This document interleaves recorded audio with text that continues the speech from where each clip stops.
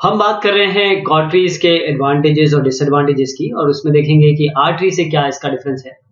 तो cord tree, जिसे हम क्यूटी कहते हैं कंप्यूटर साइंस में, ये एक तरीका है ऑर्गेनाइज करने का डेटा को 4 क्वाड्रेंट्स में। यानी कि आप अगर यूं देखें, ये आपका डेटा है तो उसको 4 भाग में डिवाइड कर दीजिए, फिर इनको और 4 भाग में डिवाइड कर दीजिए।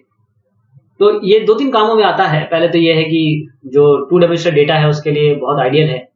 फिर उसके बाद अगर आप कंप्रेशन करना चाहते हैं, मान लीजिए आपने 4 भाग में डिवाइड कर दिया और यहाँ पर डेटा है, यहाँ इन तीनों में डेटा है नहीं, तो इन तीनों को और सब डिवाइड करने की जरूरत नहीं है। कंप्रेशन के लिए है, स्पेशल इंडेक्सिंग के लिए है, और इसमें आप देखेंगे कि डेटाबेस भी इसे यूज करते हैं कभी इसको स्टोर करने और रिकॉर्ड को निकालने में।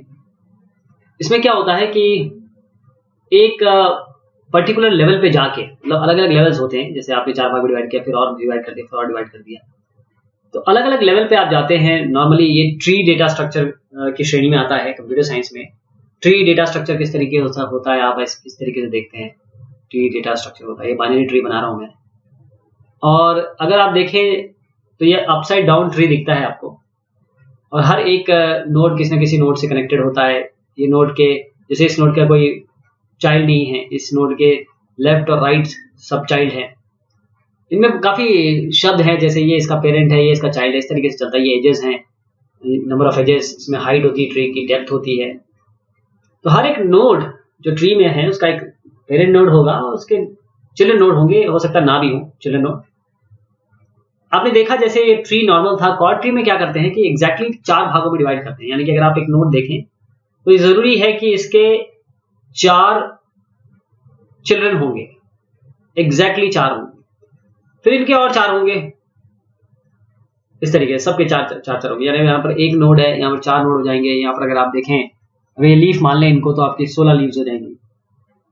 जब आप इलस्ट्रेट करते हैं कॉर्ड ट्री स्ट्रक्चर को, यहाँ 4 आपको नोड्स दिखते हैं, और फिर ये रिकर्सिव है। इस चार में जो देखा आपने, यहाँ एक अगर उठा लें, इसके भी 4 हो सकते हैं।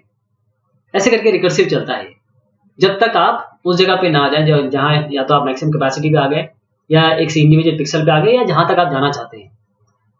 जो रीजन है कॉर्ड ट्री में, उसमें आप देख रहे हैं स्क्वायर्स हैं, लेकिन इसको रेक्टेंगल भी हम ले सकते हैं। एक अच्छा स्ट्रक्चर है, डेटा स्ट्रक्चर है कॉर्ड ट्री, पिक्सल को ऑर्गेनाइज करने का पिक्चर में, कंप्यूटर ग्राफिक्स में। जैसे पिक्चर को आप 4 भाग में डिवाइड कर दीजिए, हर एक क्वाड्रेंट को और 4 भागों में डिवाइड कर दीजिए। ये बार बार करिए ताकि आप इंडिविजुअल पिक्सल्स तक आ जाएं। अगर मान लीजिए सेम कलर का है तो कोई डिवाइड करने की जरूरत नहीं, जैसे मैंने पहले बताया। जब सेम कलर का है तो उसको डिवाइड करने की जरूरत नहीं, इससे कंप्रेशन भी बहुत अच्छा हो जाता है। और जैसे आप कॉर्ड ट्री को देख रहे हैं तो इसमें जगह थोड़ी ज्यादा लगती है, रखने में जरा जगह ज्यादा लगती है। और पहले तो इसके एडवांटेजेस देख लेते हैं।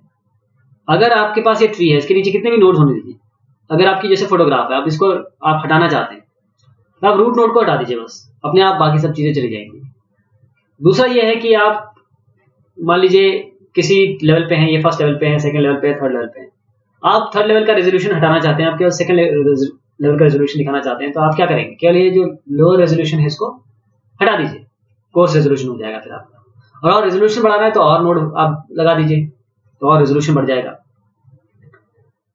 फिर उसके बाद आप किसी एक पर्टिकुलर एरिया फोटोग्राफ के ऊपर जाके मैनिपुलेशन कर सकते हैं, ये फायदा है इसमें। मोस्टली इसको स्पेशल इंडेक्सिंग के लिए बहुत यूज किया जाता है, और ये मैंने जैसे बताया कि ये 2D इमेज के लिए या 2 डायमेंशनल डेटा के लिए बहुत आइडियल है।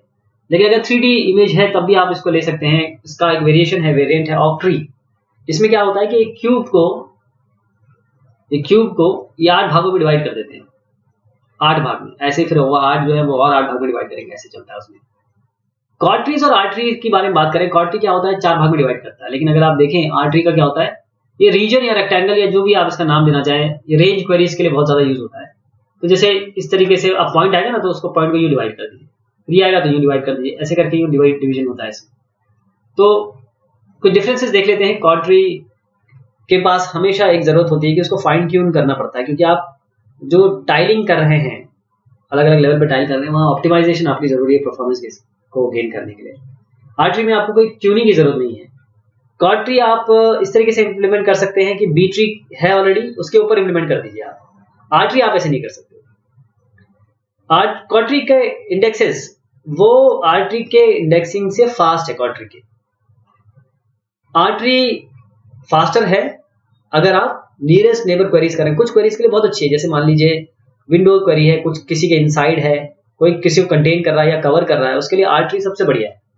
जो डिसएडवांटेज क्वार्टरी का हम देख पा रहे हैं वो ये है कि दो इमेजेस को आप कंपेयर नहीं कर सकते अगर वो उनमें रोटेशन या ट्रांसलेशन हो गया, क्योंकि दो इमेजेस जब रोटेट हो जाती हैं या दो कंटेंट जब रोटेट हो जाते हैं तो आप दोनों को कंपेयर कर ही नहीं सकते, बड़ा मुश्किल हो जाएगा, क्योंकि रोटेशन 90 डिग्री तक है और उसके मल्टीपल है। तो एक बार आप इसको रोटेट कर देंगे तो बड़ा मुश्किल हो जाता है।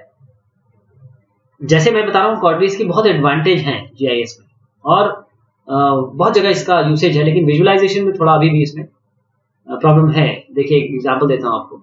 ये देखिए, अब ये एक इमेज है और ये रोटेट कर दिया आपने, तो rotation will completely change the quarterly, वो उसे चेंज कर देगा।